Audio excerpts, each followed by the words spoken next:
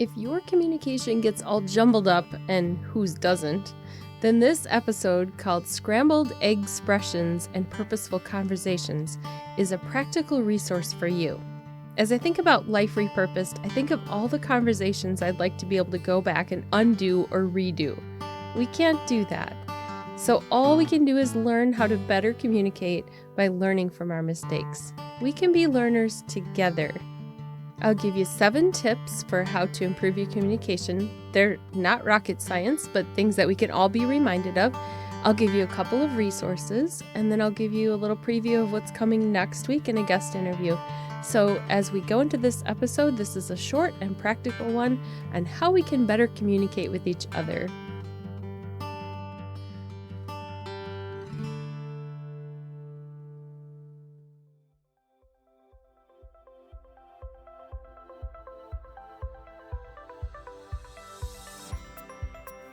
You're listening to Life Repurposed, where you'll find practical biblical wisdom for everyday living, creative inspiration, and helpful resources. Grow your faith, improve your relationships, discover your purpose, and reach your goals with topics to encourage you to find hope amid the trashy stuff of life. Thanks for joining me today. I'm your host, Michelle Rayburn. Perhaps you've had conversations similar to ones that my husband Phil and I have had, where we think we're on the same page as one another, but we're talking about 2 completely different things. Or maybe the chats with friends, where they ask you a question that you just answered, or they miss one word that changes the meaning altogether.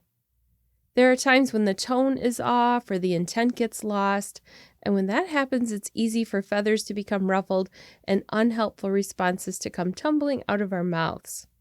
Communication is something we do together. So if I were to believe everyone else has the problem and not me, then I'm definitely delusional.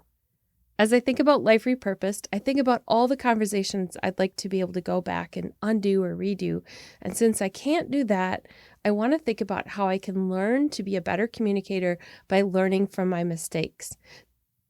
So today, I want to share with you 7 tips for how we can experience repurposed communication.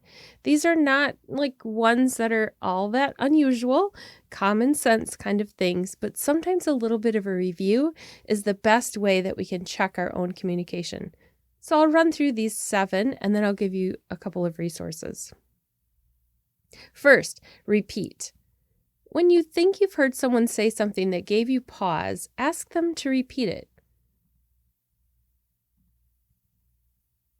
Sometimes that's as simple as just asking, did I just hear you say, and then you repeat what you think you heard them say, or saying something like, could you say that again just so I make sure I'm clear on that?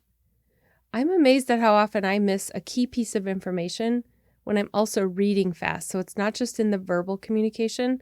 I will notice communication problems that can be solved by just making sure we understand what someone else said. So it might be I missed something. So repeating means I go back and read it again, just like asking someone to say it again. I read the entire thing again and see if there's anything I missed.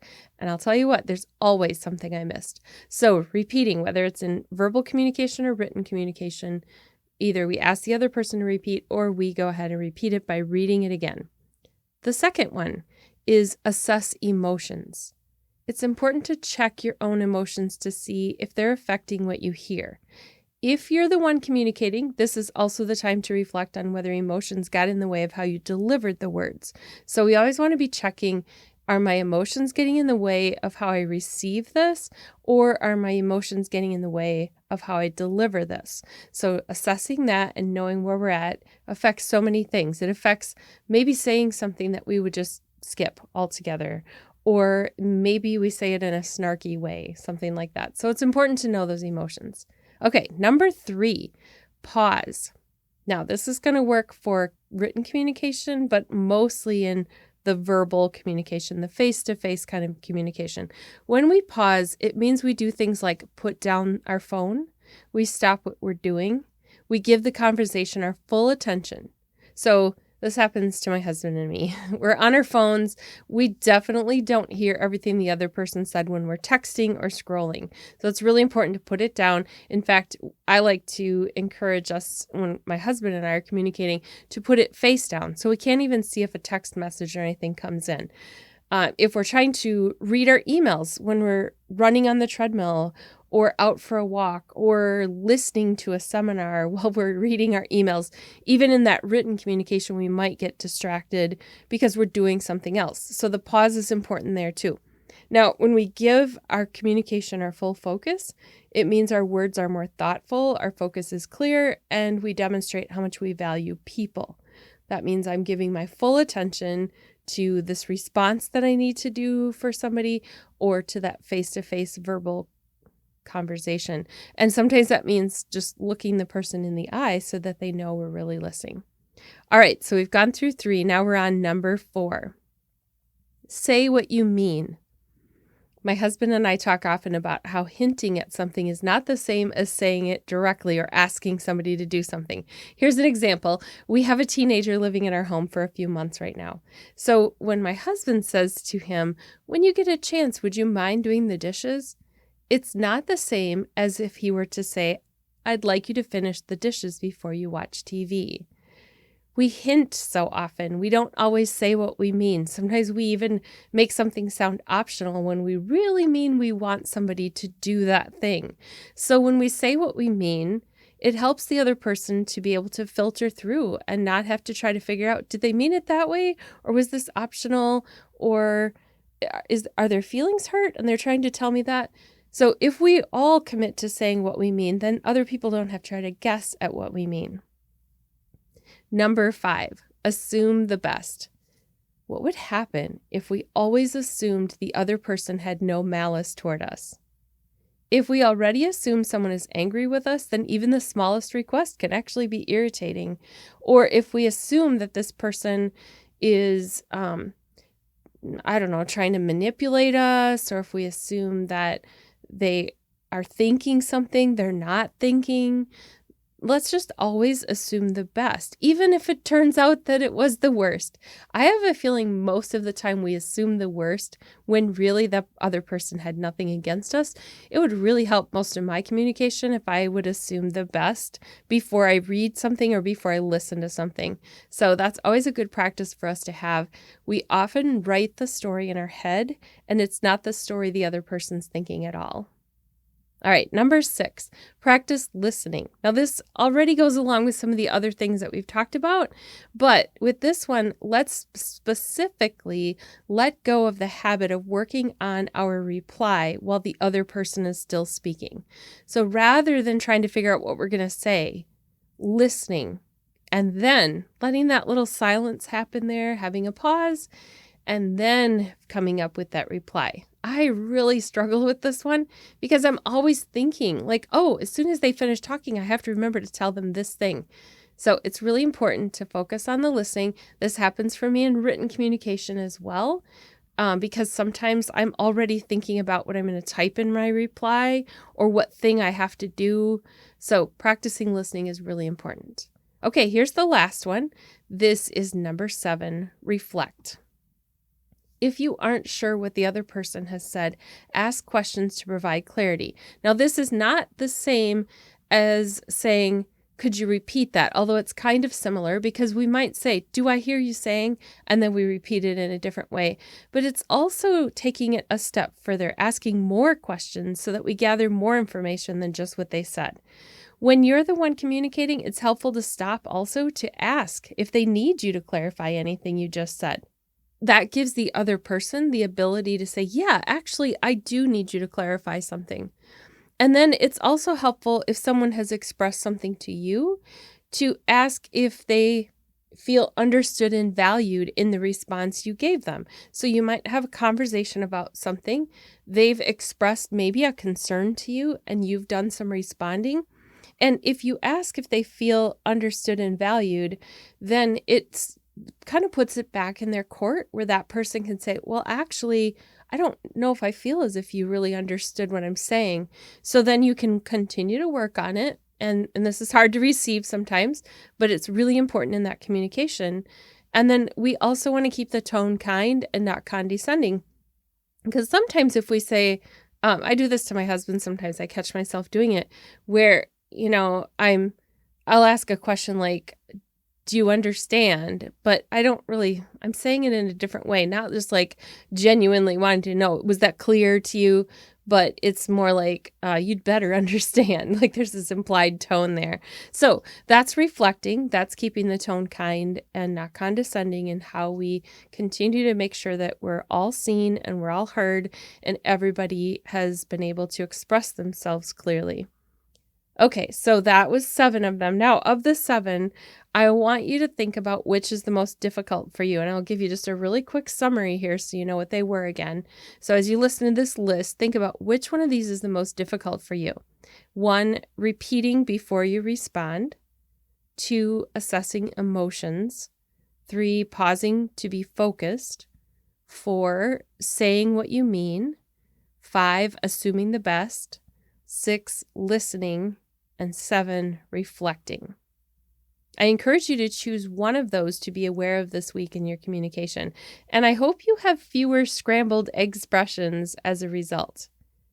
I'll be right back with a resource for you.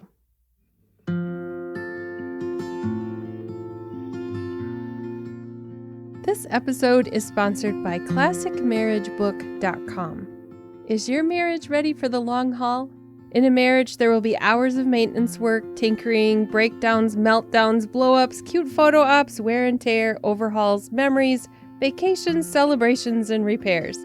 There will be moments where you haul yourselves back to the garage for work. Like a trusty old truck, a classic marriage isn't perfect, but who can put a price tag on it? In this book, you'll find inspiration, honesty, and self-deprecating humor from the front seat of adventure with Michelle and Phil. Tips to get under the hood and keep your marriage on the road to a long future. Tune-up questions in every chapter to work on your communication. Tools to cool overheated emotions and repair broken hearts. You can find more at ClassicMarriageBook.com and find out how to get your copy of Classic Marriage, Staying in Love as Your Odometer Climbs, and the downloadable discussion questions that you can do together.